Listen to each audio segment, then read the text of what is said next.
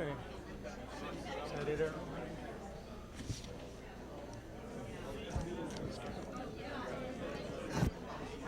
Good morning, everybody. Good morning. Good morning. It's 10 a.m. on the 10th day of the 10th month in the year 2010 plus 5.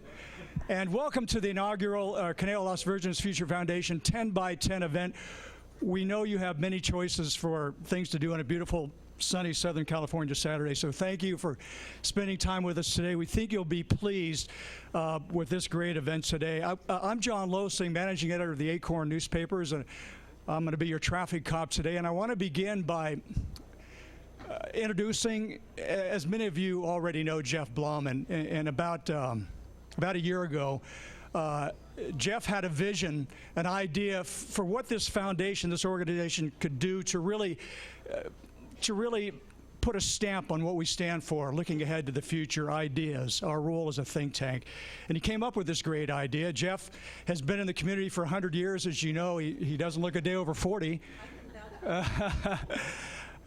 Jeff started the Calabasas Pumpkin Festival. He's been involved with multiple chambers of commerce. He's done so many great things.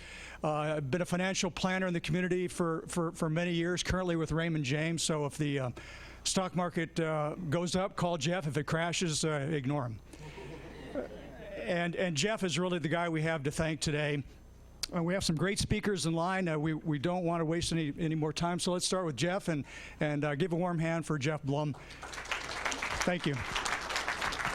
Thanks, John. I first want to thank our committee because they put a lot of work into this last year coming up with this event, and we thought 10 by 10 on 10/10 at 10 o'clock, everyone would be able to remember that. So thank you for being here today. You'll see all their names in the program, so take a look. I also wanted to thank our sponsors, Cal Lutheran University, the Southern California Gas Company, Las Virgenes Water District, the Acorn newspapers, thank you, and Mobile 360, who's back there, and we're actually streaming this event today. So if you fall asleep at any point, you can go back online later and take a look. But anyway, who here has a crystal ball? Anybody? Oh, you do? Okay. Well, as a financial planner, I think a lot of my clients think that I have one, but I'll tell you the truth, they don't really exist. I feel today we brought you the closest thing there is to one. Our speakers today will present an outlook of our community. They will paint you a picture of what they see as where our community is heading. What I'm hoping is that it'll foster a thought or an idea in you. We welcome your ideas, and we hope that you'll share them with us. The foundation has been looking at issues of the quality of life in our region since 1972. We think we are a think tank dedicated to studying and shaping the future of the Las Virgenes Conejo region. Our projects and programs have come out of thoughts and ideas from forums just like this. So sit back, enjoy, but I hope you learn a lot today. So community support and your support are so important to this organization. We appreciate our sponsors and donations from each one of you. If you haven't had a chance yet to donate, please visit our front table after speaker number 10. And I want to thank all our speakers today for being here. And now get ready for 10 by 10. And let me reintroduce John Losing, who's our moderator today. Thank you, John. Monitor. Thank you, Jeff. Thank you. Yeah, you know, Jeff, we as journalists also have a crystal ball. We're always looking ahead to the future, trying to figure out what's going on, what's trending, what's impactful, what's not impactful. But as Jeff says, they really don't exist. What we can do in our best estimate is listen to the experts and see what they have to say. We have our top community leaders, and they have their crystal ball, so we're fortunate to have that. You know, in the end, we all need to pay attention to the future because we will surely spend the rest of our days there. So before we begin, a couple of ground rules. Each speaker has 10 minutes, as you know, and Dr. Bud Marley of the Las Virgenes, past superintendent, Las Virgenes School District, is keeping tabs today. Bud, can you show some of your tools of the trade there? And stop means stop. All right, this is not a debate. It's not a forum. We're not going to pull the hook on anybody, but we do want to keep it tight and be out of here by noon. Please, no questions during the program. At the end of the program around noon, we've asked our speakers to stick around, and you can visit with them then and ask any additional questions that you have. So the clock's ticking. The future's already behind us, so let's get underway. You know, it's been said that if you laid all the economists in the world end by end, they still would not reach a conclusion. It's true. Our economic predictions are, they're like opinions. Everybody has one. So it is hard to reach a consensus, and that's the tough part. And we begin our program really with perhaps the toughest task of the day, and that's figuring out the future of the housing and commercial development picture in the Conejo, Las Virgenes region. Rick Lemo is Senior Vice President of Community Relations for Caruso-affiliated developments and also an important liaison with the community. Rick is a no-nonsense guy who tells it like it is. And Rick, please tell us the cost of housing won't continue to go through the roof, okay? We need some good news. So here's Rick Lemo, who promises to keep it under 10 minutes, speaking on housing and land development. Rick, come on up.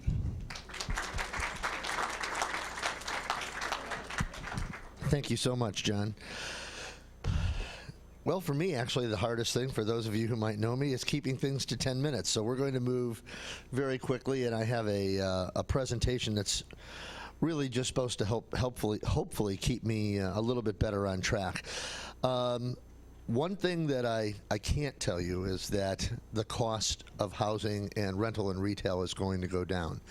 But I will tell you that it's a mixed bag, because in the Conejo, we would all love the cost of housing to come down so our kids can live here. That's the thing I've heard over and over again, and I'd love having two of my kids live here, but one of them lives at my house, so his cost of housing is way down. But on the other hand, people really don't want the cost of housing to come down because they love high property values, and they love the quality of individual who comes with a little bit of a higher price. And if we could go ahead, the first thing I'll jump into, I guess I have control over it here. Oh, this is nice. My kids tell me my house is where technology goes to die. This probably has to be turned on, doesn't it? It's on the side. Okay. There's an arrow that says on. I happen to be male, and we don't follow directions well. Oh, this is working out great. I'd like you to close your eyes and imagine a spectacular chart that says high-end retail experience for all. And I will tell you that when it comes to retail, oh, wow. Maybe that, it's strange, isn't it? I turned off the clock. Thank you very much, yeah. I think you're going to have to do it. It's okay if you advance it in the back. I don't mind. The first thing I want to talk to you about is high-end retail, because immediately people think, wow, we're talking about expensive stores, we're talking about expensive restaurants. We're not. It's a high-end retail experience, and the people in the Conejo Valley have come to look for a better experience. It doesn't matter where you go. If you're going to McDonald's, In-N-Out, Mastro's, the Grill on the Alley, our expectations are higher here. We don't want that to change. However, because our expectations are higher, we drive that higher end customer here. In fact, the people who are in this room, the people who live in the Conejo Valley, are the high-end customer. If we could go to the next slide. One of the things that we learned is it's all about two simple things, and I'm here to submit to you the future is about two simple things. One of them is service. The other is not a joke. It's about time, and it's about giving people time. What we do is not just give people a great experience, it's giving people time back. And it's important for you to remember that as we go through this morning's presentation, because that is the single biggest element of where both office and housing are going in California. For example, we provide services for people absolutely free so that they get time back, whether it be personal shopping assistance, restaurant reservations. And when we talk about these types of elements, it's not just at our center. So if someone comes by and wants us to get tickets to the Dodgers game or to the Rose Bowl, it's done for them, and it's done for them at no charge other than the cost of their tickets. I'm not going to get into any of the things that are self-serving for the company right now. We provide tourism assistance. We do foreign language assistance, free baby strollers, free wheelchairs, things that people don't have to look for when they come to our place. Things as simple as what almost everybody is doing now. When you pull into a parking structure, you see what floors the parking is on, and they're building parking structures in a double helix design now where you don't have to weave in and out of every floor to find your parking spot. People don't think about these things on a daily basis, but they are. People say, well, isn't, for retail, particularly high-end retail, can't I just jump online? Let me tell you the biggest shock in the last 18 months. There have been more stores, first-time ever stores opened by online retailers than ever, because they work together. Brick and mortar and online work together very well, particularly for some of our older adults where we do our research online and then we go shopping. But the other thing that's changed dramatically goes back to 2001. And since 9/11, people have rediscovered the innate desire to gather together with their families and friends. And so shopping venues, whether you're looking at the Oaks Mall, where now you'll see probably 8 to 10 vignettes of furniture throughout, where you can just hang out and visit and take a break. Not everybody's a shopper. Or you do the outdoor centers that we do. We can advance one slide, please. Which brings us to luxury housing. And we can advance again there.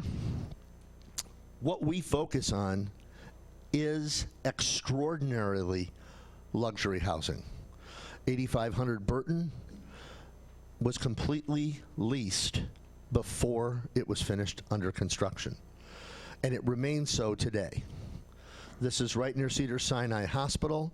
So in addition to doctors that are there, we also have Hollywood that will, lease places, and they'll occupy them 4 months a year. Why are they doing that? For the same thing that we're moving to all of our housing now, including the housing at Americana. Everything is done for them. If you're driving home and you're late because of traffic, once in a while we have traffic here, you call up and say, listen, my wife is coming home, I need a steak dinner, a bottle of wine, and have dessert in the refrigerator. And when you get there, it's done. Or you can say, there's a special hamper in my closet that's been put aside for you. That's where you can pick up the clothes that need to be dry cleaned. And the next day, they're hung in your closet. Those are the kinds of services that you would expect here. We're doing those at our regular residences in Glendale. We can go to the next slide, please. Luxury amenities include everything from areas for you to live in an apartment, but have a living room area that you can get, there's no rental charge or anything, to have a bigger party, so that you're spending more of your time each day doing the things you want to do. And of course, a lot of people are having to work as well, like most of us. But it's all about bringing back extra time in your day. And I want to stress that, because where I think you're going to see the largest change is in office. And if we go to the next slide, this just gives you a quick overview of some of the amenities I'm talking about. And these are not amenities now. These are amenities that when 8500 Burton was built, this was offered exclusively at that location. These are amenities that other people are offering at all of their housing, all of the new housing coming. So for example, we keep a car and driver there.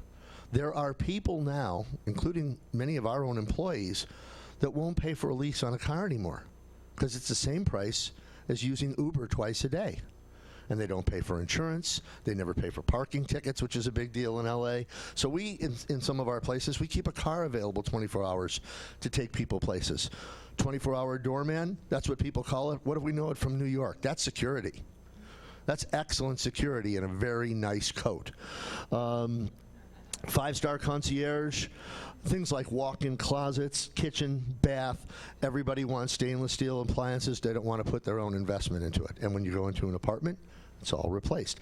We don't have the same young people like we were growing up. If you were to ask us 3 things on the day we got married, one of them was, because we did things in a weird order. We got married, we had kids, or we got married, we bought a house, we had kids, but everybody said they wanted to buy a house. You'd be surprised to see that maybe 1 in 3 say that nowadays.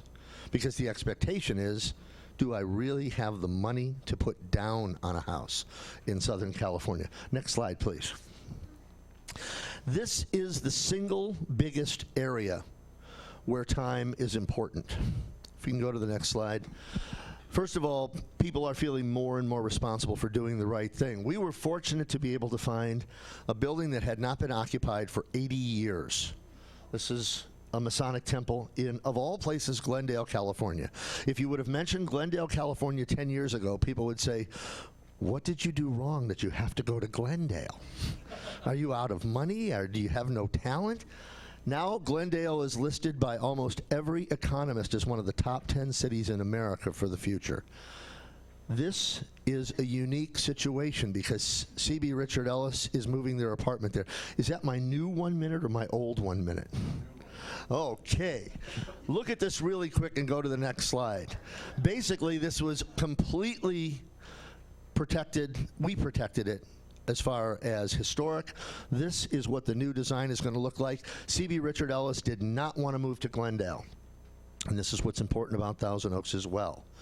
The reason they didn't want to move there is it was too hard to get there on the freeway. So they were going to move to Burbank or Pasadena. And we said to them, how long is it going to take you? It's a half-hour more commute in the morning and a half-hour more commute in the afternoon. So we said, great. We will give you an hour a day. And we do everything for these employees. We park their car, we do their shopping, we bring lunch to their office if they want it, and we've tallied it up. And with all the services provided, they pick up about an hour and 20 minutes a day, 5 days a week. They moved their offices there. Then the other thing was they wanted a completely refurbished, built, and ready for them to move in January 15th. And we just signed the deal with them in July. They will move in January 15th with over 1,000 people from around the world coming to see it. How does that relate to the Conejo Valley? It relates primarily to Thousand Oaks Boulevard and residential over retail. And the reason is people want to live and work and play in the same location. They don't want to jump in their car to go places. They don't, and the reason that it works so well here, people say, well, that's such a strange idea. Really, it's probably one of the oldest ideas in America. Has anybody here ever visited Philadelphia? Okay? Everything is built on a grid, on a square in that city with residential over retail. And being that I'm not driving, that's not just a regular stop sign. I'm supposed to be wrapping things up. So I apologize for doing it in 10 minutes, but this is the longest anybody's ever listened to me unless they were at a family meeting. So thank you very much, and I hope I got through most of it. Thank you, Rick. Fascinating information. I'm going to reserve my Uber ride at noon right now. Our next speaker is the current superintendent of Las Virgenes Schools, Dr. Dan Stepanowski. Bud Marley, past superintendent, is our timekeeper today. If education is the vessel into the future, then Dr. Stepanowski is surely our captain. He is a decorated former naval officer who found his calling in education. I like that water theme, Dan, because many of you may not know Dan is an excellent surfer as well. I've been out in the waves with him, and he is dedicated. He is good at whatever he tries. And because of his dedication and commitment, we do have some of the finest schools in Southern California. Join me in welcoming Dr. Dan Stepanowski speaking on education. Thanks, Jim. All right. Hello, hello. Since I've got a superintendent on the clock, I get the superintendent advantage, so I get an extra, 2 or 3 minutes, Bud? What's that? 30. 30 minutes, hey now. Good morning, Dan Stepanowski, Superintendent, Las Virgenes. Start off with a story. My grandfather was a coal miner from Pennsylvania. Rick mentioned Philadelphia, and it is absolutely a grid. There's my grandfather on the left, if you can see in that photograph, Joe Stepanowski Sr., and my dad is on the right there, Joe Stepanowski Jr., obviously. So my grandfather's a coal miner and in upstate Pennsylvania, and my dad decided he did not want to be a coal miner. So my dad went to my grandfather, as the story goes, and said, I'm going to college. And the fight started. Of course, I wasn't there, but I hear that strong words were exchanged, some four-letter words as well. And my grandfather said something to the effect of, no son of mine is going to college. And so then my dad went nuclear. And my dad said, not only am I going to college, I'm going to join the Marines and get the GI Montgomery Bill, which is going to pay for college. And my grandfather didn't like that either, and my dad left. And my dad did that, and I couldn't be more proud, not of the fight, but of the outcome. And I got the Montgomery GI Bill and went to Penn State, got a degree in engineering. And my grandfather, my dad was the oldest of three. My grandfather said, this college thing is a really good idea, and you put the next two children through college. So none of them are coal mining, and I am not coal mining, so I'm very appreciative to my dad for holding his ground there. But that's where we come from, and the struggle in education. Las Virgenes, we just celebrated our 50th anniversary last year. This is one of our original schools. This school actually was just taken down.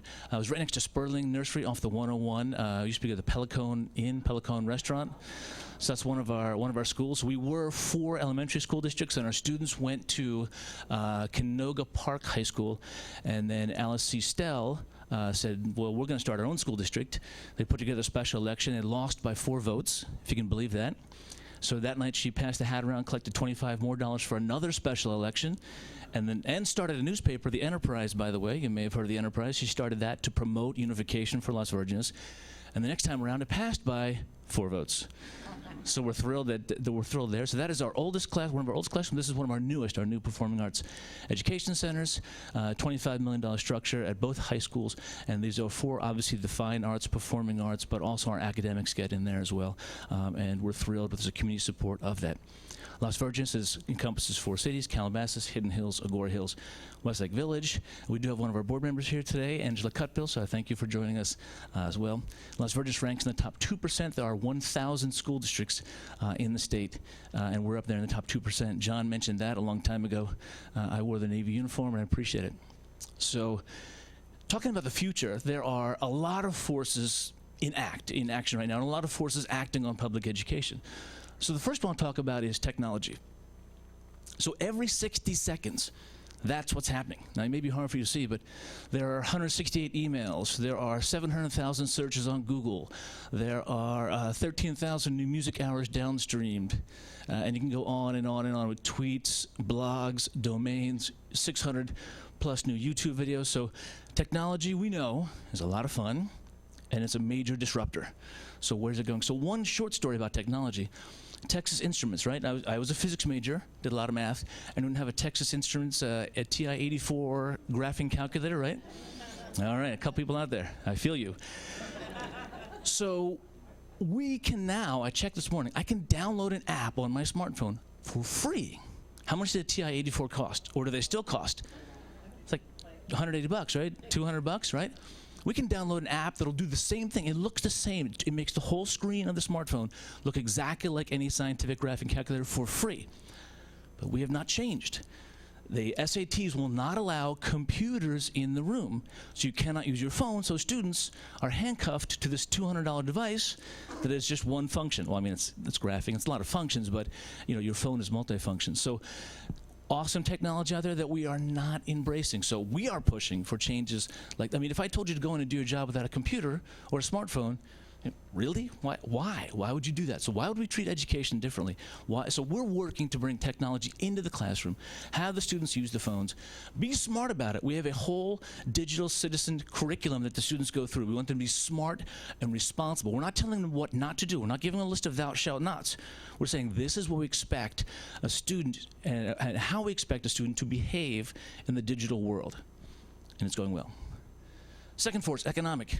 A good friend of mine told me about this gap year. Has anyone heard of the gap year? Oh, yeah, it's a new trend. And I'm not sure how I feel about it, but this is what's going on with college admissions, okay?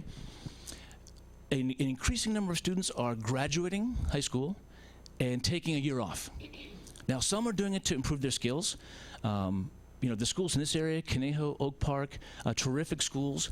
So the students aren't having remediation problems here, but in a lot of parts of the world, and part of the state and country, students are not leaving high school with the skills to be successful.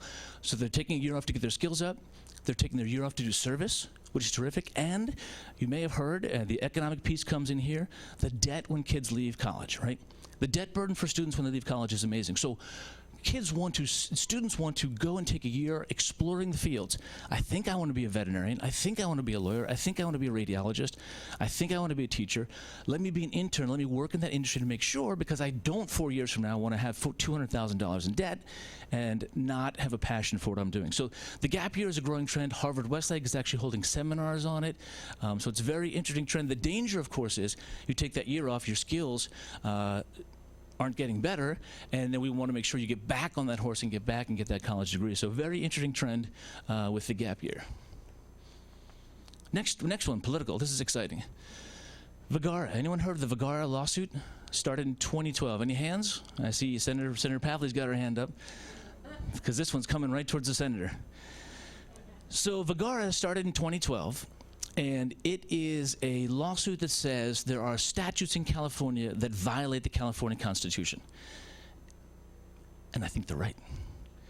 The statutes they're challenging are teacher tenure, teacher termination, and teacher seniority. So I've got my bulletproof vest on, so I'm ready, I think. Right now, teachers can get tenure in 18 months. I love teachers. They're killing themselves in the classroom. They're working hard. You're working hard, I get it. But I would argue, and I do all the time, and I say it to everyone I get a chance to, that's not good for teachers. Forget about the most important people in schools, and that's the students. 18 months, I only have 18 months to look at a teacher, to work with a teacher, to coach a teacher, to mentor a teacher. Right, bud? I want more time. You give me 3 years, give me 5 years. Because right now, at 18 months, there's March of their second year in Las Virgenes, or Conejo, or Oak Park. I have to make a decision. And if they're not a 10, they're not staying. And that's who, at 18 months on the job, who's a 10? I wasn't. So I've got to look for that potential, which I'm thrilled to do. And we are very aggressive. But we have to let go a lot. I let go of a lot of promising people, but I just don't have more time to work with them. So I would love more time to work with them. So the three things: teacher tenure, that is probably the easiest to change. And right now, like I said, it's 2 years, technically 18 months. The next one's terminations.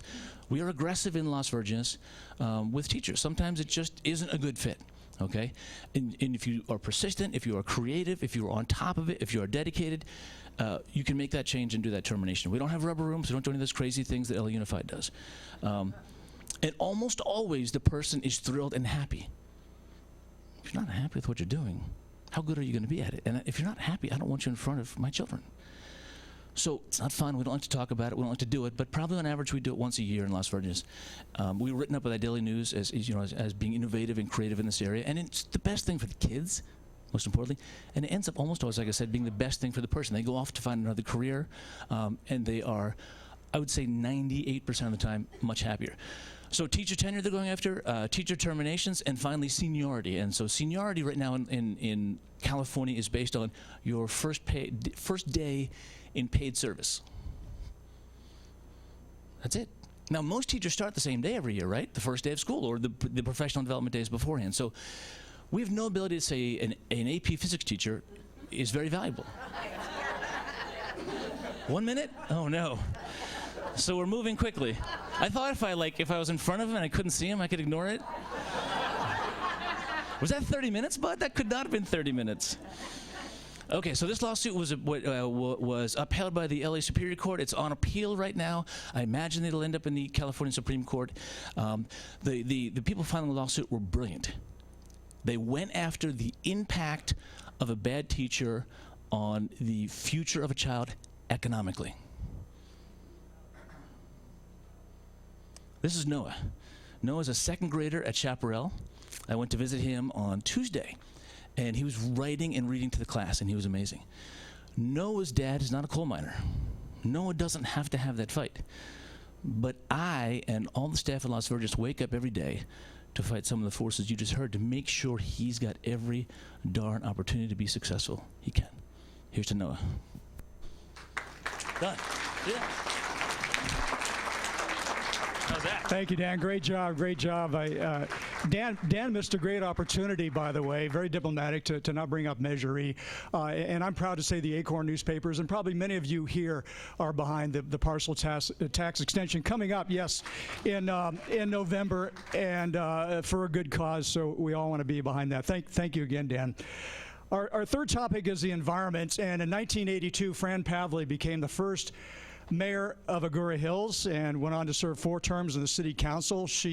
We're proud to say she is from Agoura Hills. In 2000, she joined the California Assembly, where she served 3 terms, and later elected to the California State Senate 2008, representing this region's 27th district. And whether it's her landmark work in climate change, pollution control, or groundwater management, Fran Pavley is known nationwide as somebody who's really taken ownership and has a vision for the protection of our natural resources. So join me in welcoming Fran Pavley, speaking on the environment.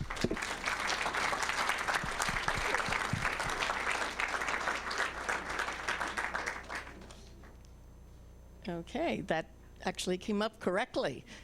Before I start off, I want to introduce my staff members here, because I'm going to have to leave a little early because I'm supposed to give a speech down in Encino. So Marie, if you could raise your hands if you have questions at the end.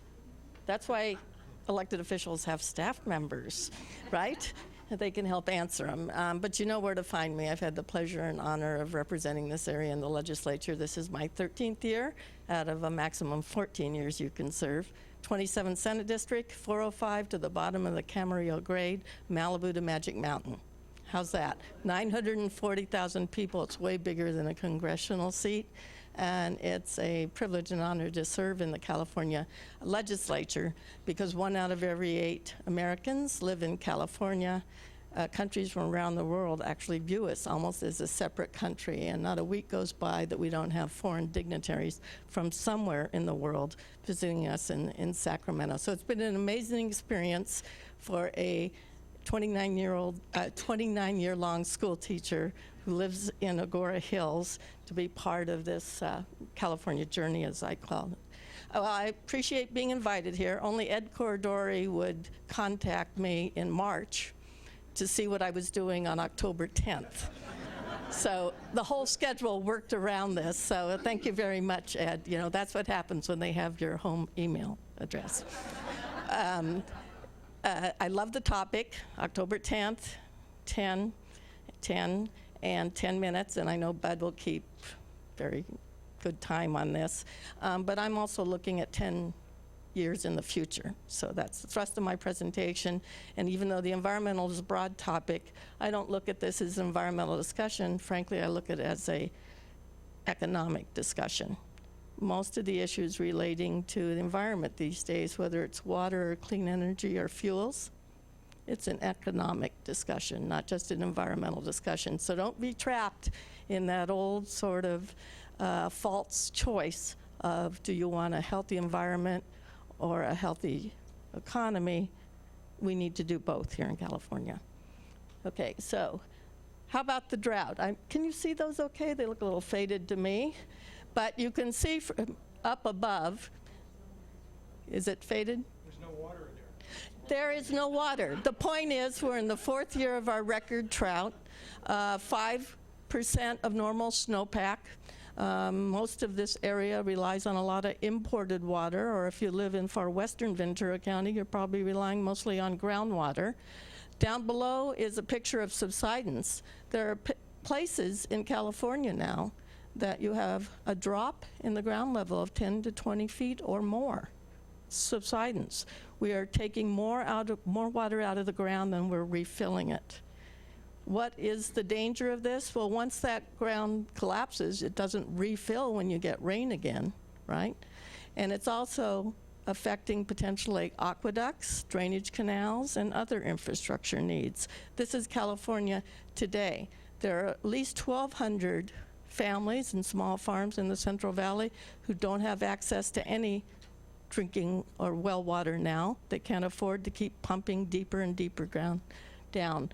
We have 515 groundwater basins. 125 of them are in severe overdraft. Ventura County, as I said, is sort of got an interesting mixture of this discussion. It's a microcosm of what's going on in the state of California, in that so many areas of Ventura County rely primarily on groundwater and are not tied into the state water project. So moving forward 10 years, one of the solutions is a groundwater management bill. You would think California would be managing their groundwater, but groundwater is a property right in the state constitution. It's a property right. So think of it as your home, where you live. You want the state coming in, deciding what goes on in your property every minute of the day? It's a very political discussion to have. And for the first time ever, last year we passed a groundwater management sustainability bill. It needed to be done, and a few of the more visionary farmers realized if you cared about agriculture in this state, we need to do a better job of managing our groundwater. Because right now, it's a fight to the bottom as we look at groundwater. If you have the most money, you can drill the deepest well, wipe out all your neighbors who have actually constitutionally protected property access to that groundwater. But if there's no regulation on how much each person gets, one person can take it all.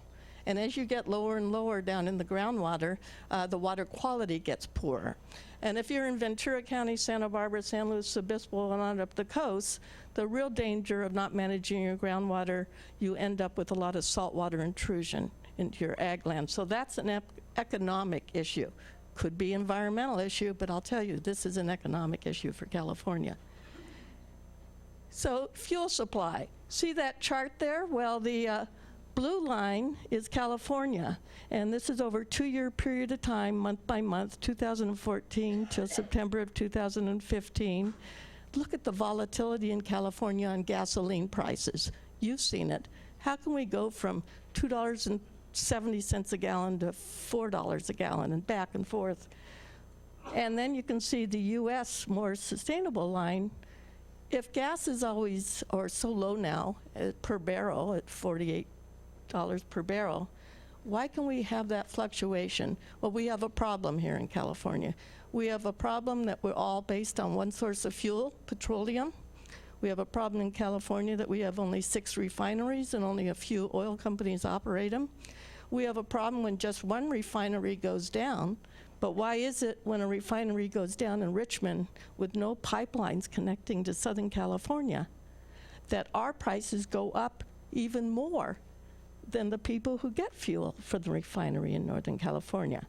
That's because we have what's called an oligarchy. We've had hearings on this. It's not illegal, but the gas station companies and owners will take advantage of the situation on supply and demand, even though it doesn't directly affect their local stations, and the prices all go up. We're paying about $1 more a gallon in California than the rest of the country. And I will be honest with you, about 25 cents of that are because of special environmental requirements in California. Some is fuel blends. We have smog problems, so we have higher grades of environmental fuels, and I don't think anyone wants to trade off on that. And another 10 cents of that 25 cents, so 15 cents for the fuel blend in the summers, 10 cents for the what we call cap and trade, investment of fuel monies to clean up the environment. So here are the options. Going forward, I predict to you, I'll be out of office, so someone's going to have to make sure of this. We're not going to have gas stations anymore. We're going to have fuel stations. Yes, you can still fill up your car with gasoline. Not saying that's going away. But there's other choices at your fueling stations. You can recharge your electric car. Electricity is about equivalent to $1.50 a gallon. That's a lot more stable. In fact, the PUC is going to take over our electric car program starting next year. You're also going to see more and more investment in hydrogen. I've been to automobile shows. 4 or 5 major foreign and domestic automobile manufacturers are going to hydrogen. Biofuels is really ramping up. In fact, over at the Ventura County Navy Base, Biodeco is doing some amazing work on cleaner, less carbon fuels for aviation purposes. But this will be the look of the new fueling station. And when you create competition in the marketplace, what should happen to fueling prices? Going down. That's what we need to do. So someone needs to make sure this is done in the next 10 years. This bill I was part of back in 2006. You've probably heard of it, AB 32, the Global Warming Solutions Act, and there's Arnold signing the bill. Foggy, freezing day on Treasure Island in San Francisco, and that's why it looks like we're in a whiteout situation there. This was the first bill in the nation that put a cap on greenhouse gas emissions and required a rollback to 1990 levels. It's a multi-sector approach, and we'll go over some of the components of it, but I want to share with you the goal was to reduce greenhouse gas emissions, which we have, do it by 2020, but without hurting the economy. That's a challenge, right? We're on track to do just that. It's been amazingly successful. By putting a cap on emissions and requiring a rollback, we sent a market signal to investment and innovation in new clean technologies. It's been amazing. Over $30 billion of private investment dollars have come into California. I've met with the top 10 CEOs of all the solar companies in California, and they will say straight out, we wouldn't be here today if it wasn't for California's policies and what you've done here. And so they continue to invest. And I know there's some 20-year-olds in their parents' garage right now coming up with the next big innovation. So let's look at some of the solutions we've invested in. Public supports what's in AB 32. Sometimes the oil companies re-message this. So let's look what's in AB 32. Energy efficiency, appliances and building standards, better than ever. What you pay kilowatt hours a little higher, but your energy bills are 19% lower than Texas because of energy efficiency investment. Renewable standards, it's going to go up to 50%. 50% of all our energy will come from clean renewable sources like wind and solar. Mobile sources, how about your cars?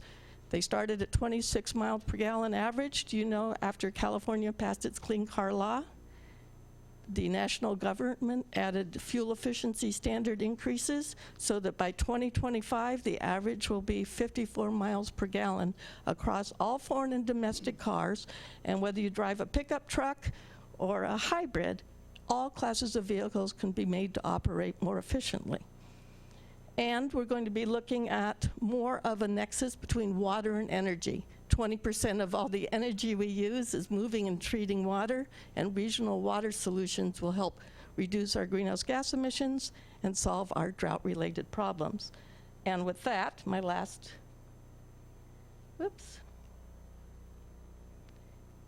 I'll be going to Paris along with Governor Brown and Senator De Leon. We have a California delegation. We've been part of the UN Climate Change Summits the last 15 years or so. And it's been an amazing experience for myself. And I hope you learned a little bit about that it's not a choice between the environment and the economy. We need to do both. Thank you. Thank you, Fran. Thank you for taking time out of your schedule today to be with us. And we have a choice. We live here, and thankful we live here and not in the smog-trapped streets of Beijing, China. We are going in the right direction. You know, we all know that the young people of today are the leaders of tomorrow. But as we move on to our third speaker, you have to wonder if the area is changing demographics as it moves to an older bracket will be enough to keep the region on the right track. And our next guest is Dr. Herb Gooch, who's been a frequent commentator, contributor to the local media. Dr. Gooch is a professor of political science at CLU and speaking to us today on the topic of demographics. So I turn the mic over to you, Dr. Gooch. Thank you, John. Thank you, John. Okey-doke.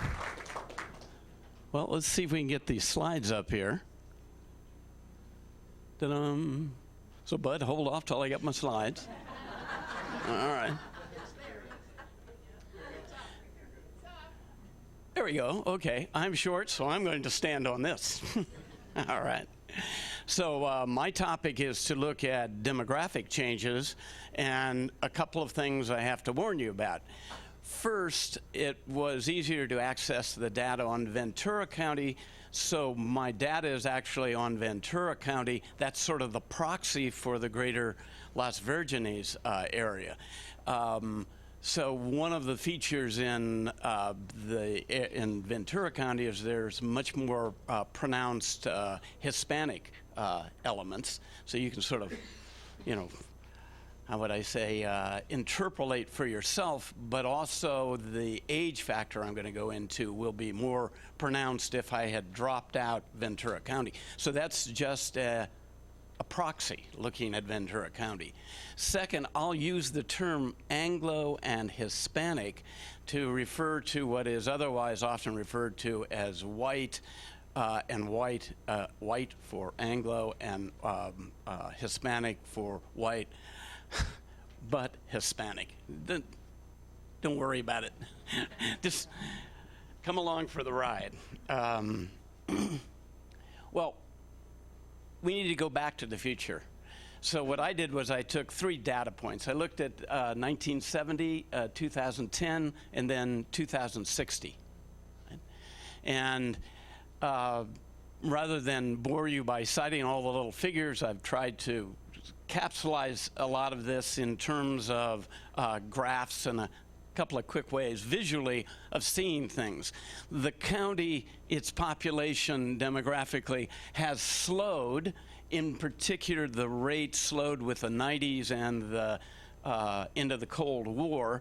And then in the 2000s, we have modest continued growth estimated running out into the future. But what's interesting is to look at the different changes in particular in 2 factors, age and in terms of ethnicity. Those factors just stand out, scream to be calling for attention. And so if I had to have a name for this talk, it would be The Future in Gray and Brown. Here was 1970 to 2010. The upper, this is first looking at the factor of age, 65 plus.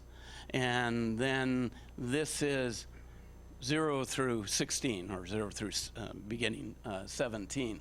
So you could see when the county was very young, there were a lot of new families moving in, very high number of children. That's gone down. Also, we started a relatively small number of about 6.8% in 1970 of people over 65. That's been growing, but it's the future that we're concerned with here. And the number of children stabilizes, right? But it's the older, it's the wrinkle brigade. It's me, my generation, that explodes, and it's here to stay. The big driver is the average life expectancy, which in 1970 in this area was 70.8 years. By 2007, it was 78 years, and there's no reason to suppose that by 2060 it's going to be much less than 87 or 88 years. So you've got a large population of older people, and that's going to expand. Now, migration in and out. We've actually been experiencing out migration, especially since the Great Recession in 2008. The problem here is that's in particular been young people and young families, precisely the kinds of people you want coming in. So the arguments that are often advanced that, oh my God, we got to close everybody out, we're going to have problems bringing people in. We want in migration.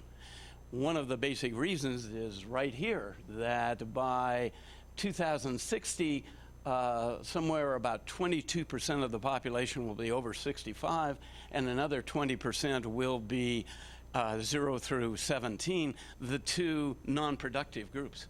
Who's going to support them?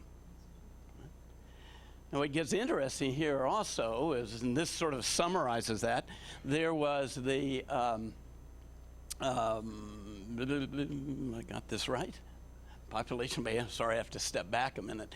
This showed the very large, young, small, aged situation now, situation by 2060. Let's look at race, though, and there's some startling patterns here also, where in 1970, 80% of the population was Anglo, right? Now that's dropped to about half. Hispanic was 1 out of 6, 16%. Now it's in excess of 40%. So where's it going to go? Here's the graphics. That's 1970 to the present. This is Anglo, white. This is the Hispanic above it. Now watch. Okay. Here it, whoops. Come on. Sorry. The Anglo continues to decline. The Hispanics expand to about 50% of the population. And that is assuming no major net immigration of groups. The driver there is the birth rate, high birth rate, which will be a declining birth rate, but is still much higher than the Anglo. Here's another way to look at it. Here's the Anglo and here's the Hispanic. Now, the future. Another way to look at this, to sort of sum it up and have a clearer view, is that if you look by age, right, this meant that in 1970, 2 out of every 5 persons was young. Now it'll be about 20%, 1 out of every 5. But age, 1 out of every 20 in 1970 was over 65. It's 1 out of 10 now. It's going to be 1 out of every 5 people. In terms of ethnicity, Anglos were 4/5, 4 out of every 5 people. Now they're about 1 out of every 2.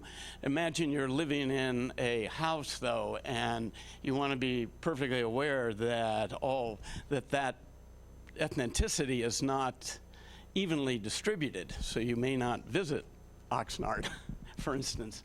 As a whole, though, 1 out of every 2, and then Anglos will drop to 1 out of every 5. Right?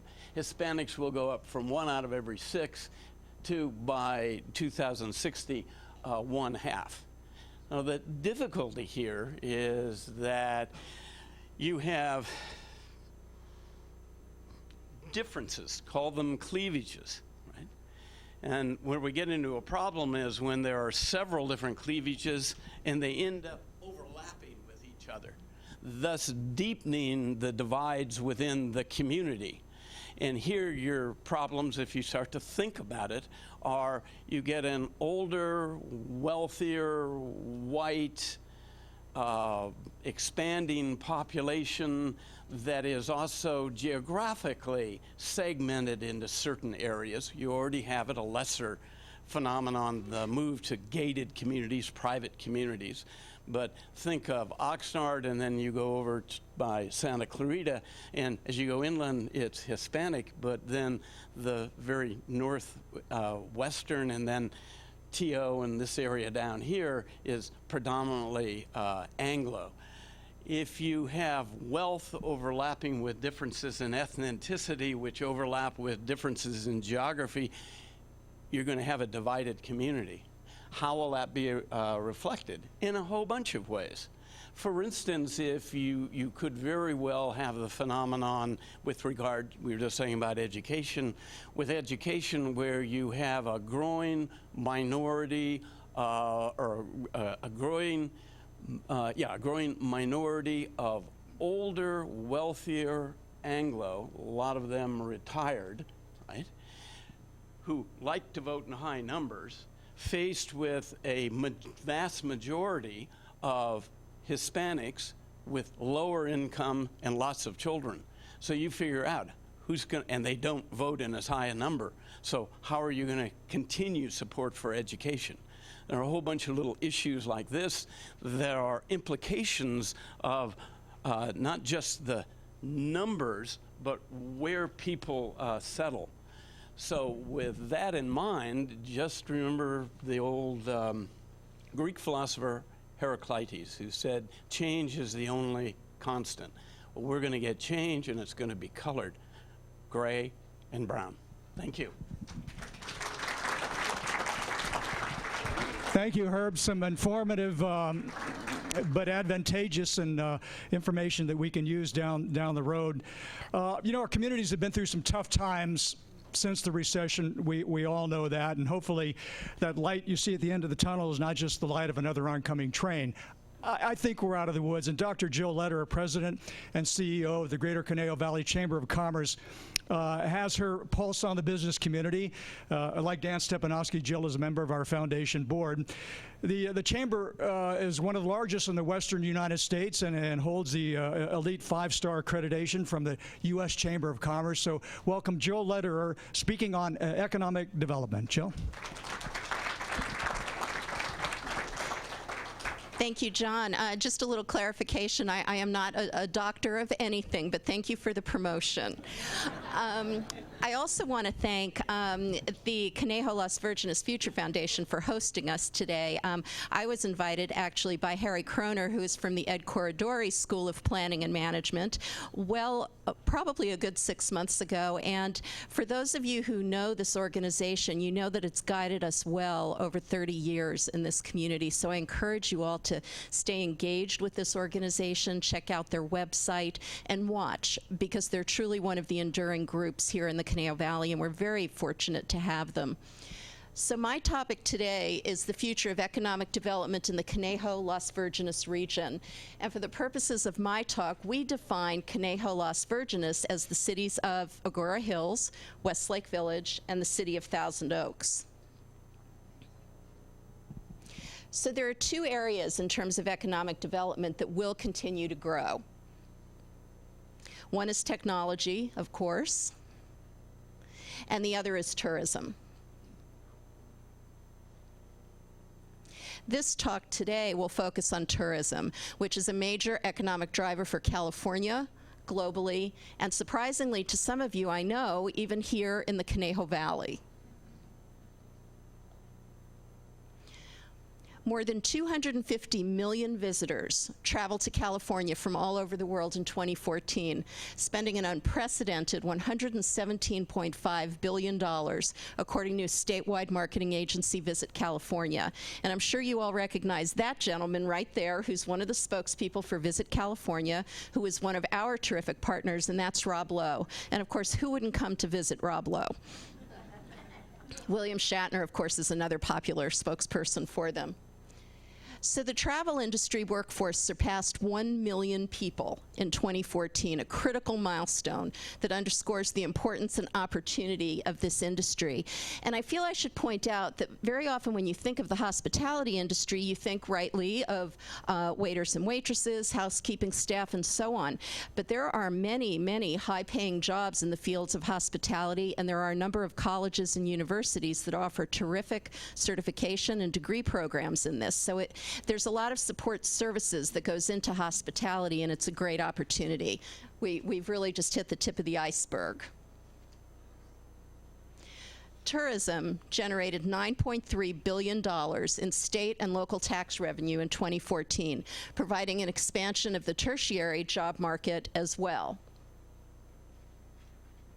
So we all talk about economic development, and we all may have different definitions or different visions of what that really means.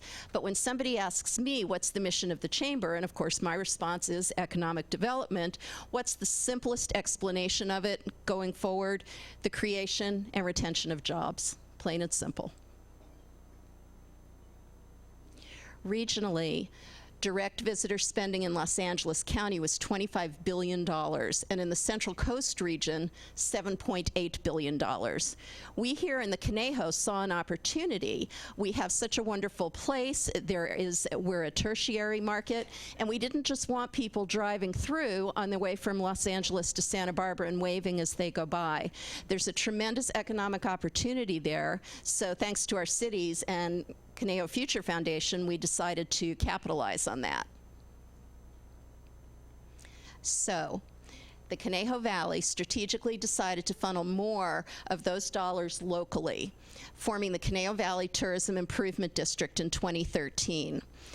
One of the things that we did almost immediately was the formation of this district came really just months before the Amgen tour of California came to us. We had the opportunity to have a TV commercial on NBC Sports. We took that opportunity. We created and produced one. It's on our website. Highly encourage you all to look at it and maybe see the Conejo Valley through a visitor's eyes. So the TID, as we call it, which stands for Tourism Improvement District, is a partnership of competitors that benefits all involved by raising the profile of the Conejo Valley, the participating hotels, their restaurants, meeting facilities, location to other desirable areas, and other amenities. These people are competitors, but they certainly see the benefits of working together collegially to lift all boats. Certainly our proximity to many other places to visit that are quite a bit more expensive, our amazing national parks that surround us, our great quality of life here is an incentive for people. So some of our tactics have included multi-platform marketing with very heavy digital component, familiarization tours for travel writers, ecotourism is huge, and partnerships with our burgeoning local wineries and microbreweries. This is a screen grab from our website, conejo.com. CVTID's website actually won a Silver Addy Award for tech and website design from the American Advertising Association in its first year of operation. We were so fortunate. We put out an RFP. We work with an amazing destination marketing agency, actually out of Roseville, California, and also Dallas, Texas, Augustine Ideas. They do work for other sites such as Yosemite, Los Robles. We really wanted fresh eyes looking at what visitors might see when they look at the place we call home. And recently, the participating hotels expressed their satisfaction with the overall results in the clearest possible way by doubling their assessment beginning in 2016. We want to compete at the highest level. The Conejo Valley, our cities, our hotels, our citizens deserve no less. That gentleman standing by the booth is Adam Haverstock. He is the Chamber's Director of Government Affairs and Tourism. He holds a degree in tourism management from Cal State University Northridge, and he is the staff lead on the Tourism Improvement District. So just some concluding thoughts for you. Those who don't strategically market their destination on a collaborative level, and this is regardless of the industry, are leaving dollars on the table. The Conejo Valley is perfectly aligned to continue to capitalize on low-impact, high-return tourism opportunities. One of the concerns that we heard when we first started discussing bringing tourism to the Conejo Valley was, we don't want the traffic, we don't want the noise impacts, we don't want all the things that will take away from what makes the Conejo Valley. And we couldn't agree more. Our type of tourism is low impact. It's sensitive to the Conejo Valley. It brings dollars into the community, and it really provides an opportunity, a tremendous opportunity for future growth going forward, and it'll be done the way our cities do everything, strategically and with care and with input from the residents. And then in closing, as long as there is an adventurous spirit in the world, tourism will be a growth industry. So, on behalf of our board chair, Rick Lemo, the 1,000+ members of the Greater Conejo Valley Chamber of Commerce and the Conejo Valley Tourism Improvement District, thank you for your kind attention and enjoy the rest of your morning. Thank you, Jill. Thank you. Jill gets $1 a minute. She gets a rebate, a time rebate. You know, we have some of the greatest doctors on the planet right here in the Conejo Valley, excluding you, Jill. Sorry, Dr. Jill Lederer. And nurses in hospitals too. But the question going forward we have to ask ourselves is, will their services be affordable to the average patient? You know, experts say if there's one thing that can ruin a family's hopes, it is the rising cost of healthcare. So speaking on medicine and healthcare today is Dr. James Lee, cardiologist from UCLA. Dr. Lee is certified. It's going to take me his 10 minutes to read this resume, but he's certified by the National Board of Medical Examiners, the American Board of Internal Medicine, the Subspecialty Board of Cardiovascular Disease and Interventional Cardiology, and the Certification Board of Nuclear Cardiology. He's also a pretty darn good doctor. He's Dr. James Lee from UCLA, and he's speaking to us today on medicine and healthcare. Dr. Lee.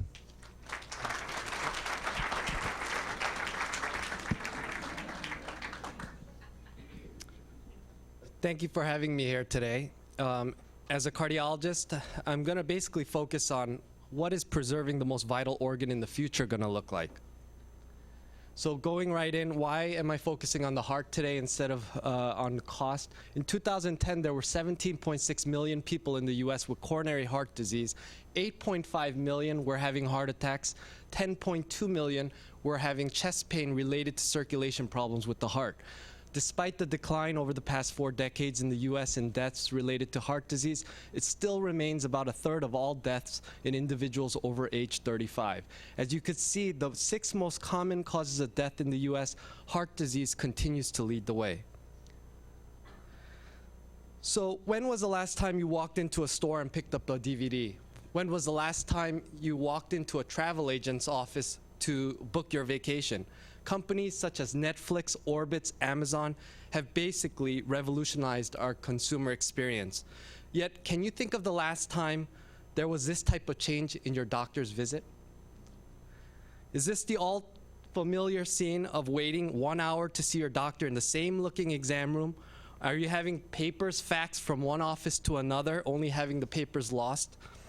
Are you still carrying around a paper prescription from pharmacy to pharmacy trying to figure out where you can get the cheapest cost? As you can see, the healthcare industry has greatly lagged in going through some of the basic fundamental changes that many industries have already gone through in the recent decade. So what's already changing and what's on the horizon? Virtualization of medical records. You can see how we used to store medical records up on the top left, but information now is already being stored in a cloud-based system, and it can be accessed 24/7 from around the world as long as you have internet access. It can be accessed from computers, tablets, smartphones. Systems such as the Cleveland Clinic, UCLA Health, Kaiser, Providence have already led the way in developing such systems. And what does this mean for us? Basically, these systems will transform preventative medicine strategies, change the way we monitor population health statistics as physicians. Also, we will have more access to extensive personalized data, which will alter the way doctors analyze and diagnose diseases and monitor the treatment strategy efficacy. Down on the left, you can see some of the companies that are helping us with this move. Virtualization of health data. So going through some of the most common diseases that we worry about as cardiologists, hypertension. Here's a device by a company called Withings. It's a blood pressure cuff that basically connects to your smartphone, and you can monitor blood pressure readings that all graph out neatly like it does on the left. With a push of a button, you can send them to your doctor. Would you rather have your doctor making decisions with this type of information or one reading every 4 months in the office? This is going to change the way that we monitor diabetes and blood sugars. On the top right-hand corner, you could see a prototype device from Princeton University where they use laser technology to measure someone's blood sugar without even taking a blood sample. We have 3 devices here that are pictured. One on the left is from Dexcom, the one in the middle by IBG Star, and the one on the bottom right is by MediWise. You see a little child with a patch on his skin, basically a monitor that wirelessly transmits blood sugar readings to the phone. In the middle, you have a device that attaches to the phone. You take a blood sample and you can insert it into your phone to get a blood sugar reading that again charts and graphs these readings. On the bottom right is a sensor device where you just put your fingers on with no blood sample and it will detect your blood sugar readings. And again, these will all be able to be just transmitted without stepping into a doctor's office, straight to his office. Virtualization of electrocardiographic signals. So when we look to see if people are having abnormal heart rhythms, look at the top left-hand corner. This is the type of devices that people are probably familiar with. These bulky leads that you have to wear underneath your clothes that you have to take on and off when taking a shower.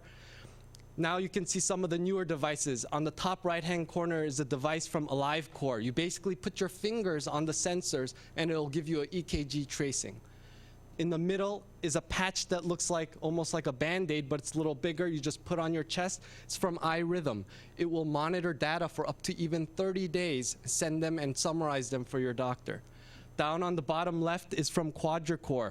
It's a device, instead of the bulky leads, you just wrap around your chest. You can go jogging, easily take on and off, and can give that same type of information. This is a device that can help detect if someone's having a heart attack. So it's from Secura Patch, linked to an application called Secura Phone. You can see how small that patch is. You just put it on your skin, on the skin underneath your clothes, and what it will detect is through complicated sensors, it will detect your respiratory rate, your heart rate, your GPS position, and also an EKG position. So if you fall in the middle of somewhere having a heart attack, you press the SOS button, emergently 911 will be activated, and up to 200 people can be activated through email and text at once, instantaneously. On the top right-hand corner is a device being developed in Switzerland. It's only 14 millimeters in size, which may be available in the next 3 to 4 years. This device can sense the protein molecule that we measure when patients are having heart attacks. And basically, this device will detect heart attacks 3 to 4 hours before its onset. This will be life-saving, can totally change the way patients will survive their first heart attack. Congestive heart failure, another very common cardiac condition we deal with. This is a device from St. Jude Medical. A small sensor, you could see the size of a dime, that gets implanted permanently into the circulation system of the lung. Basically, this will give accurate pressure measurements, and down on the bottom left is a pillow that you keep at home, you lay down on. Wireless transmissions of the pressure then get transmitted to the computer and sent to your doctor so that you don't have to go into the hospital or the office, and the doctor can manage your medications just over the phone. Virtualization of the examination. Say goodbye to the traditional stethoscope. Why have a doctor guess at what they may be hearing on your heart when you could just take a window picture?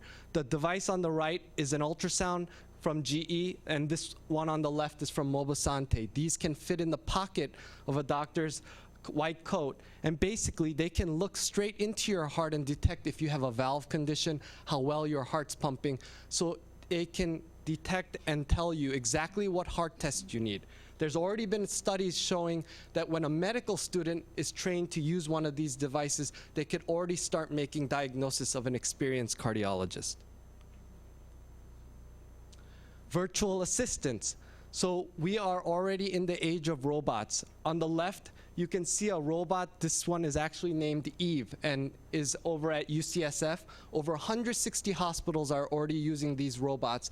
Basically, you can download the entire hospital floor plan into this robot. It can speak different languages. It can transport blood products, medications. It can even go up and down on the elevators on its own. On the right side is the Da Vinci robot system. Surgeons are already using this complicated device to assist them in doing open heart surgeries and minimally invasive techniques, which are decreasing recovery times and making complicated surgeries much more safe for the patients. The virtualization of the medical office. So basically, you could see here pictures of doctors who now can talk to you straight in the comfort of your living room. So if you have a minor problem, why wait in the doctor's office when you may not have even feel like sitting there when you're not feeling well? Sometimes doctors can now even offer expert consultations from multiple states away. If there's geographic restrictions and you don't have access to doctors, this technology is going to totally change the way healthcare is being delivered. In my field, interventional cardiology, the most common way that we treat heart attacks is through stents. You can see on the top left metallic devices that fit on the fingertip that we use to insert into the arteries to stretch open blockages, which are life-saving procedures. Down on the bottom left is the new technology that is now on the horizon, biodegradable stents, bioabsorbable. Basically, when you put a metallic stent in the heart, there's only so many of these that you can insert before someone will then be told that they need bypass surgery. With this new technology on the horizon, they state that maybe in the next decade we may no longer be doing open heart surgery for bypass. Look on the top left. Valve surgery is done this way. Would you rather have an incision down the middle of the chest, or would you rather have a valve inserted through a small puncture through the leg, brought up through a balloon device, as shown here on the right? This procedure is already being done. We are already doing this over at UCLA. Recovery time with this device has been shortened from 1 week to 1 or 2 days. So what are the barriers to integration to technology and medicine? Cost, unfortunately, the cost of healthcare just keeps going up and up despite all our attempts. Time needed to implement and use devices. There's a big learning curve. Current fee-for-service reimbursement model just does not incentivize physicians to acquire this type of technology. Fragmentation of our healthcare systems, differing patient populations, access to an actual health system, and currently we're in a transition phase of our healthcare system. UCLA Health has recently been expanding. This is a view of how your new doctor's office may look. Thank you very much.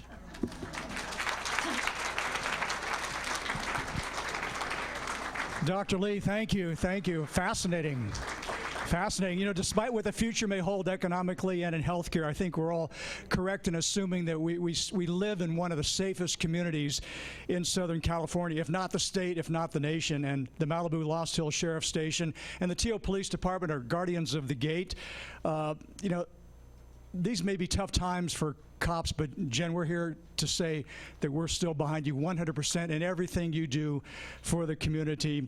And Lieutenant Jen Situ of Lost Hills Station has built an outstanding career over 20 years with the Sheriff's Department. She started her career as the first female to graduate as honor recruit from the Los Angeles County Sheriff's Academy. She holds a master's degree in Homeland Defense and Security and is well-versed in international relations and security issues. Welcome, please, Lieutenant Jennifer Situ for a briefing on public safety going forward. Can you guys hear me without using the microphone? Darn it. I talk with my hands, so this is going to be complicated. Hi, I'm Jennifer Situ, and I've been with the Sheriff's Department for about a little over 17 years, and worked patrol, detective, undercover, and now I'm a lieutenant at the Malibu Lost Hills Sheriff's Station. Well, today I'm going to talk to you about what I believe is the future of criminal activity. And it's going to be very interesting because pretty much every speaker today talked about it, especially our last speaker, the doctor. So in 2004, I went overseas to Iraq, and I was, pretty isolated being in Iraq. And I came home. And when I came home, I felt like, maybe if this works, I felt like I was in an episode of the Jetsons. Everybody remembers the Jetsons, right? I mean, there was this new thing called a thumb drive. That's amazing. TiVo. I could now record my Green Bay Packers, which I'm very happy about. And the technology created some very, very awkward situations when I came home. I went to DC and I met with a high-ranking official from the State Department. And we're in a meeting, and he looked at me and he says, Jennifer, do you have a BlackBerry? And I said, I thought that was a very strange question. So I said, sir, I think those are out of season right now. Who would have thought a smartphone in a matter of a year? It's amazing, the technology. Well, I believe that crime as we know it today, in 10 years, is going to be largely replaced by cyber crimes, and we're already seeing that. FBI investigates bank robberies, right? Well, according to the FBI, bank robberies are down 60% since 1991. And according to the American Bankers Association, those bank robberies have been replaced by ATM skimming. Now, what is ATM skimming? It's where a criminal will get a skimmer, put it on an ATM machine, and it actually looks like it's part of the ATM machine. So you go up there, you put in your ATM card, you put in your PIN number. Well, guess what? That skimmer just collected your ATM card number as well as your PIN number. A couple days later, he takes off the skimmer, goes home, and makes a credit card and uses your PIN number. That's something that we're actually seeing here in our community. Another scam that we're seeing here is when there's a skimmer. Another scam that we're seeing here is where a criminal will go online, because do you know that your address, birthday, and personal information is online? Yeah. Well, he'll go online and try to find as much personal information as he can. And then he goes on your Facebook and he finds out, oh, you just purchased a brand new Dodge Ford truck. So now he calls you up. And so let's see how this works out. So I'll be the criminal. Hi, this is Detective C2.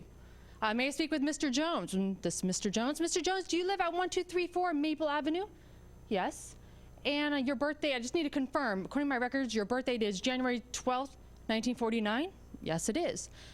And according to the database, you drive a black Ford truck with the license plate such and such. Yes, I do. Well, you have a warrant for your arrest.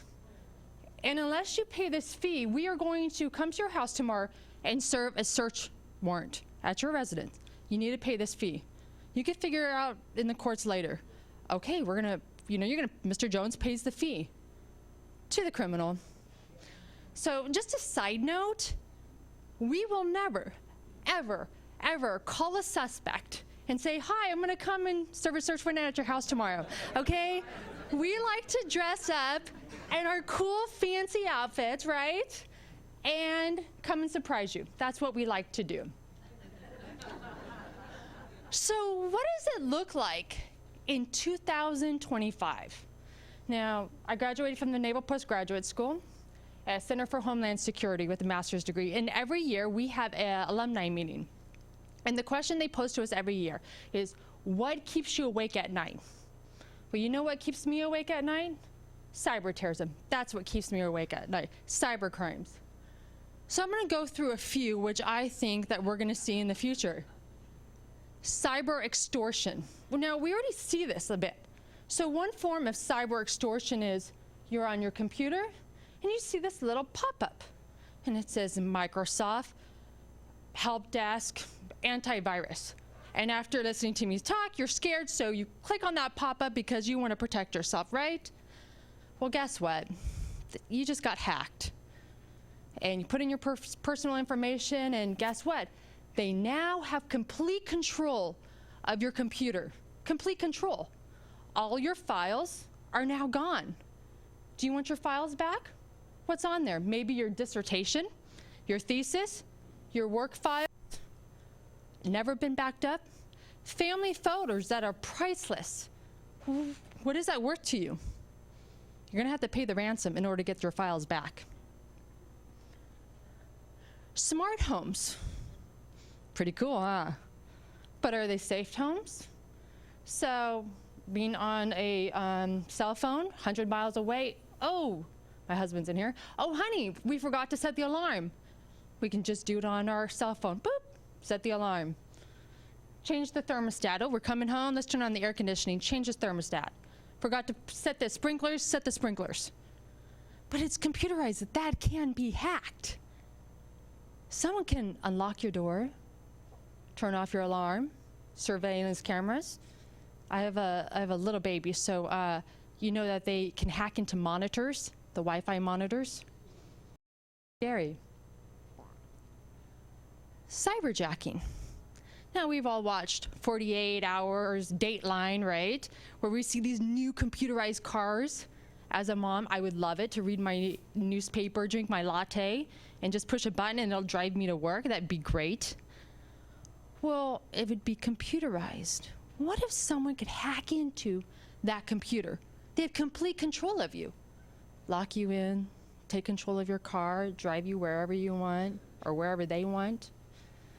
And let's not forget about computerized airplanes. Yeah. So I guess this is why people like firemen better than police officers, because we're kind of doom and gloom, right? Do apologize for that. But this is the future, and this is what keeps me awake at night. Of how am I, as a peace officer, how am I going to protect the communities that I serve when there's people that do this to our communities? And some of them are not even here in the United States. How do I protect all of you, the citizens that I serve? Well, one is through education. And these are some tips of how we can protect ourselves. One is pop-ups. Unless you know what they're from, don't click on a pop-up. Disregard the pop-ups. Emails. If you don't know who it's from, don't open it. Social media. Be careful what you put on social media. Set the security and the privacy settings. Another thing is mobile devices or any devices. Do not, everybody, do not go into Starbucks, use their Wi-Fi, and do your online banking. Please do not do that. You will be hacked. This happens a lot. At home, talk to your children. Talk to them about the safety of the internet. Make sure your computer is in a common area in your house, and watch your children as they're on that computer. My brother is a junior high teacher in Los Angeles, not at the Las Virgenes School District, but in Los Angeles, and he's telling me that some of his students, junior high, went to Victoria's Secrets, took pictures of themselves in lingerie, and posted it on their Facebook. Now, not only did it have pictures of them in lingerie, it had the school they attended. See a problem with that? We need to make sure that we protect our kids. Now again, the good doctor just talked about the wonderful technology that is coming our way. Technology is wonderful. It is great. We need to embrace it. But as we progress, I encourage each and every one of you, please take precautions. Go online, find out what are some more tips you can do to protect yourself. Call your local police station. We're glad to help. Thank you.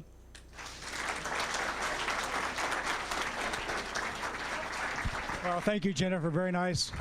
Well, we were all in such a great mood until Jennifer started. What a buzzkill. No, but definitely some useful information. Thank you again, and thanks again. We are 100% behind our law enforcement officers. You know, it's been a great program so far, and I think you will all agree that our next topic is also one that affects each and every one of us profoundly, and I'm talking about transportation. I'd like to say my favorite form of transportation is walking, but you know, that it's just not a way to point B in Southern California. So what is the future of transportation? What about the bullet train? Is it going to stop the Teal Library? Important questions. What was the single most frequent phone call after the barking dog? Fix my street. And that's what happens. We're hearing that more and more. Local governments are frustrated with the fact that they don't have city streets. Congestion on the 101. Nobody says it better. This is something we all feel. George Carlin's quote, have you ever noticed that anybody driving slower than you is an idiot and anyone going faster than you is a maniac? Why is that? Because there is nothing more frustrating than when you're behind the wheel one way or the other. And you're always, and I drove with my dad the other day. That was a frightening experience. Hours of delay are increasing. It impacts all of us. Now, Obviously, it affects commuters more, and our commute is growing. As we see, a projected 50% increase in delays on the 101 over the next 20 years. So if you're sitting in an hour and a half traffic now, expect that to go another 50%. And unfortunately, other than the project you see out here on the 101-23, the project under construction that's going to be done early part of 2016, there is not another project on the drawing board. Not one to improve the 101 through Ventura County. Why is that important? I came from San Bernardino County. My last project I had a chance to work on was the 210 freeway through Rancho Cucamonga and into San Bernardino. So that stretch, if you've gone out to the Coachella Valley, you know that stretch. The line was drawn on the map for the 210 freeway when Harry Truman was president. I finished it in 2007. Rail safety. Rail safety in Ventura County, it's hit really close to home. No greater tragedy on our Metrolink train system was the one that occurred in Chatsworth in 2008. Recently, we had an incident at Rice Avenue in Oxnard, where the route that goes into the port of Hueneme. Truck landed on the tracks, or stopped on the tracks. We had a major collision. We had 4 cars overturned and ultimately 1 fatality. It is also about freight movement. Now, it's not a big issue in Ventura County, but moving freight in and out of the port and all of our agricultural products.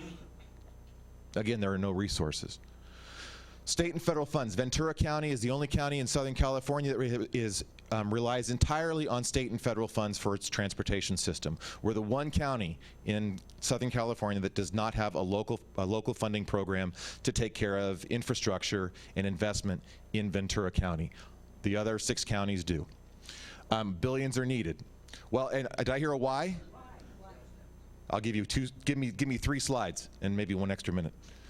The fact of the matter is the federal and state funds are dwindling. We have not raised our federal gas tax since 1992. We are operating in the 32nd short-term extension of our federal transportation law. Right now, since 2008, 32 short-term extensions. How do I plan for a project if I'm only getting money every 6 months, every 2 months from the federal government? The other thing, we had Senator Pavley talk about fuel efficiency. Well, that's not the biggest problem for our transportation system just yet. The more you're driving a fuel-efficient vehicle, the less you're paying in gas tax, but you're still using the same highway. What do people want? They want to see our highways improved. They want to see seniors, the elderly, veterans have decent transit, local streets. We want to see economic growth and jobs, safety, and of course we want to preserve Ventura County the way it is. But we saw the data. We're growing. Jobs are growing. Economic development is growing. That is using our transportation system. We're at a fork in the road. Nobody says it better than Yogi. Of course, the history behind this quote is the reason that Yogi Berra said that is he lived at the other end of a cul-de-sac where if you actually took the fork, you could get to his house at the other end of it. So when you said take a fork, if you come to a fork in the road, take it, it's because he could get to his house by either direction. True story. But there are no easy fixes, and we do have some tough choices. We have planned. We do know what the future has in store for us. We know where the transportation system is going. We know where our highway system is going. We know the condition of our streets and roads. Transit is never going to be something that is going to take over Ventura County. We are not Portland. We are not San Francisco. We are not Los Angeles. Only 1.2% of our trips use transit in Ventura County. 1.2% of our commute trips. And if you saw a pie chart that showed the amount of money that goes to transit in this county, far outweighs what we... And I'm a huge transit advocate, but we need to recognize who we are in Ventura County. We aren't Portland. We do have some tough decisions to make. When do you know you've made it as a public agency? When you land in a political cartoon. So the question that came up, why not? Ventura County is the one county in Southern California that does not have a half-cent sales tax measure for transportation. You go into Westlake Village right now, you're paying $0.015 for the transportation system in Los Angeles County. When they come to the Oaks Mall, the people that live in Westlake Village and come here, they're not paying anything for our transportation system. So we've lost over the course, we're losing about $65 million. That's how much it would generate on an annual basis in Ventura County. We've lost $30 to $40 million at least in federal matching funds that could have gone to projects. It might cost the resident in this county somewhere on the order of $29 a year to take care of fixing the 101, taking care of our streets and roads, improve transit. We talk about the fact sitting in traffic, we're losing hours, 23 hours a year right now in our lives. We talked about time, earlier conversation talking about time. That's the time we're losing. So when we have this kind of conversation, that is what our future has in store. The Pope was here.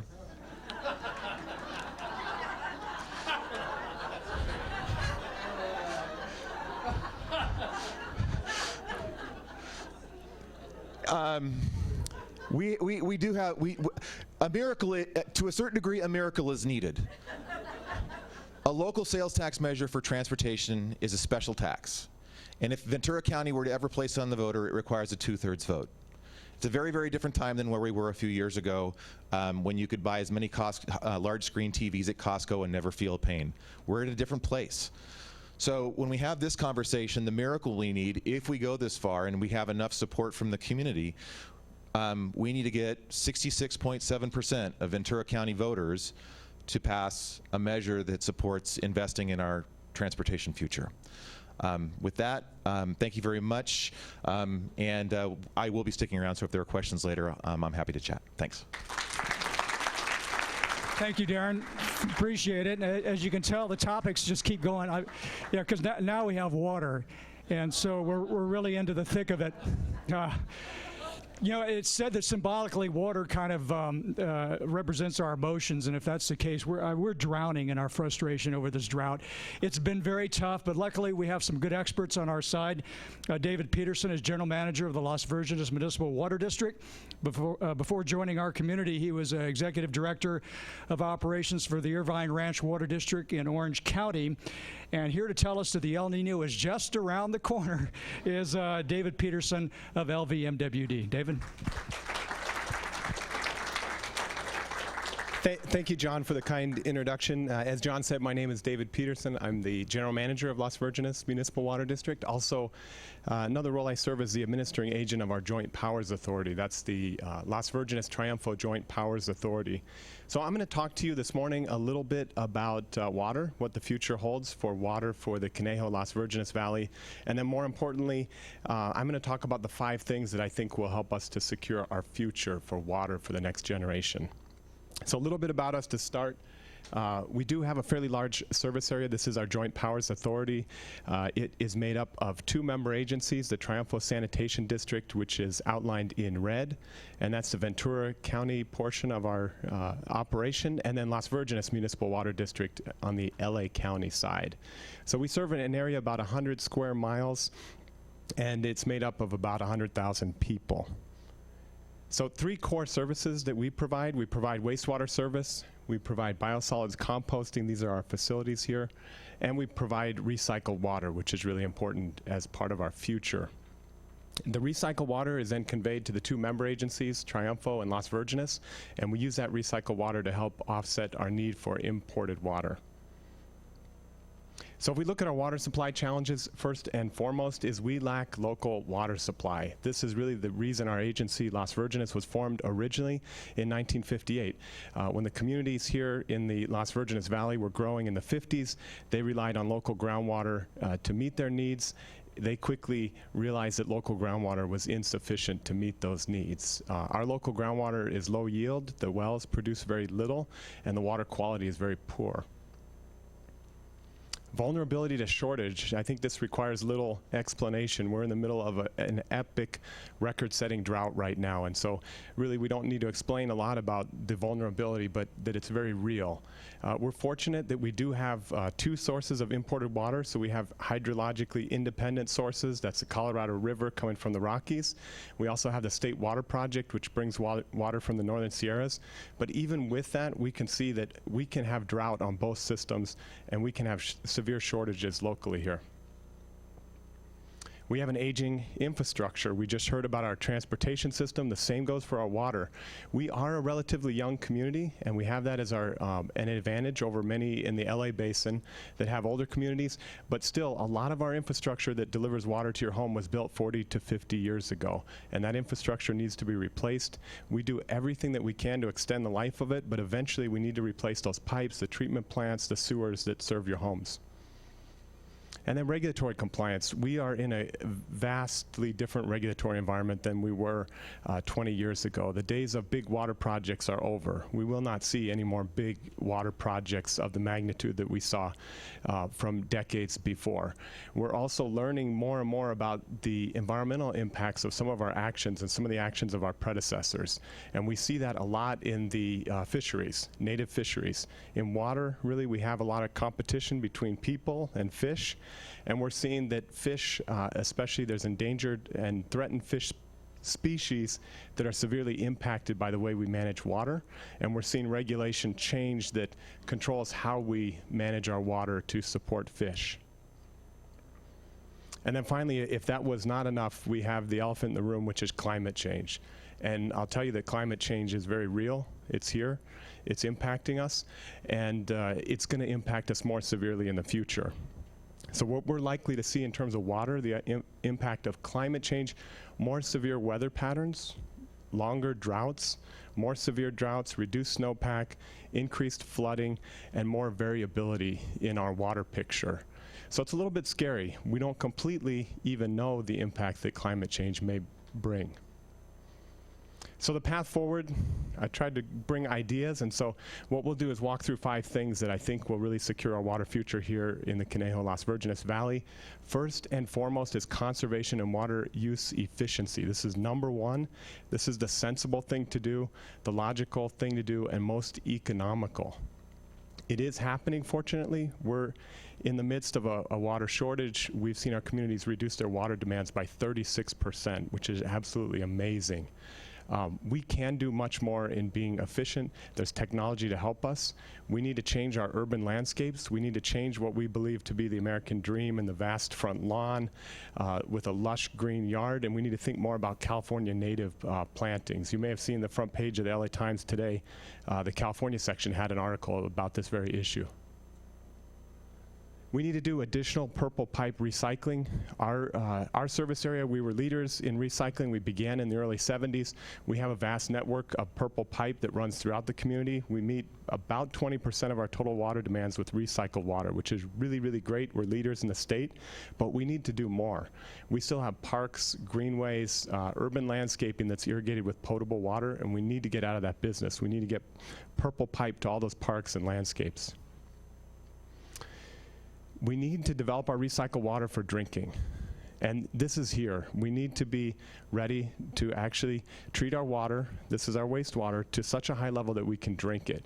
So technology is there. This is not about technology. The technology can do this. It can make it happen. We can make highly purified water that is near distilled standards. People are ready for this. Really, the thing holding us back for this right now is regulatory change. We need regulations that can tell us the constraints that we have to making this happen. Here's a diagram. This essentially shows what's called the multi-barrier water purification process. So we have multiple checks and balances to be sure that that water is safe to drink. It begins with recycled water, then membrane filtration, reverse osmosis, what's called advanced oxidation, and then an environmental buffer, ultimately making drinking water. Desalting local groundwater. So I spoke about groundwater. We don't have a lot of local groundwater here, but we do have some areas more than others. It's generally of poor quality, very, very high in salt. Salt and minerals, also hydrogen sulfide. But we can clean up that groundwater, and we need to do that. We need to make full advantage of that resource and leverage it. It is happening, and so we need to build these regional desalters, clean up that groundwater, and then take the brine and dispose of it. We're fortunate in our service area here. We have Callegas Municipal Water District, which is currently working on a salinity management pipeline where we can actually desalt groundwater, and we'll be able to discharge that brine back to the ocean. And then finally, probably the most challenging and the most controversial of all 5, we need to fix our Sacramento-San Joaquin Bay Delta. This is the hub of our state water system. This is probably the most important place in the state in terms of our water and economic center. When this delta fails, and it's a matter of when, not if, it will bring the entire economy of the state to its knees. and it's too important not to do something about this. So there's plans underway right now to implement a Delta fix. This is a politically challenging issue. It's always been a politically challenging issue. We are probably closer than we have ever been to bringing a fix to this Delta problem. So the three key things that are wrong with the Delta, we have number one, we have seismic risk, huge seismic risk in the Delta. A lot of these levees were built at the turn of the century. They were not engineered. So we have an earthquake, these levees are gonna collapse. Many of them are gonna collapse due to liquefaction and other problems. Number two, land subsidence. In the Delta, we have these islands, a series of islands, hundreds of islands, and these islands are really more like holes, if you imagine them. These islands are 20 to 30 feet below sea level. So it's a very bizarre sight. If you're standing on one of these islands, you look up and you see ocean water. And then third, we have sea level rise. So with climate change, we're seeing sea level rise. That is only going to aggravate and put further pressure on this system. So we're very close now. We have what's called the California water fix, which will change the point of where we take our water for Southern California. It will move it to the northern Delta. It will help to reduce the impacts that we currently have on the fisheries, because when we take water, we actually cause reverse flows of water in the Delta, which does impact those fish, which are important. And also, we need these tunnels so that we can actually take more water when it's plentiful, and when there isn't water, that we will take less. So with that, those are the 5 things for our water future, and thank you.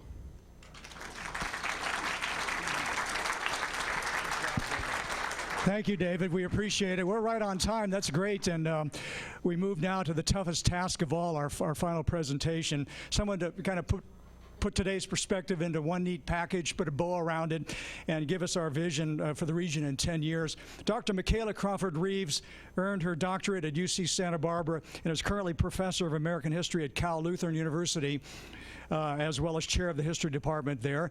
At CLU since 1987, Dr. Reeves has been named Professor of the Year 3 times and has earned the President's Award for Teaching Excellence.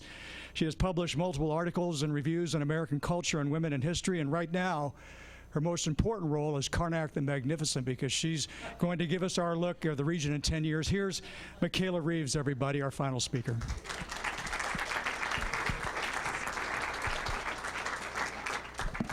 Yeah, the only thing historical about this is I have to be the oracle at Delphi, which is probably quite a job if you think about it. Bear in mind, historians look backward, not forward. But with the lieutenant, I do favor the small car look that we have up there. So what I wanted to tell you is that we're not the first people to look backward or forward. Edward Bellamy looked backward in 1887, and he projected up to 1987, and he foresaw radios, he foresaw there would be moving sidewalks, he foresaw that there would be credit cards, and he foresaw that men, sorry ladies, we're left out of this, that men would work until they were, play until they were 40, a long gap year, then they'd go to work for the really government from the time they were 40 to 60 so that they could have a good time in between. This did catch up with the political groups, with nationalist clubs, and the idea of a socialist utopia, but I think we can say it did not work in the long run. But I found this from 1910. This is prognostication, so I thought I'd throw this out there for the education people. This is how they foresaw schools. They published this in France. It's not that far off, if you want to think about it.